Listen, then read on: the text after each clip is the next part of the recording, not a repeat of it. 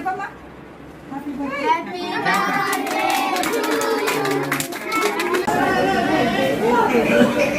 one second అలా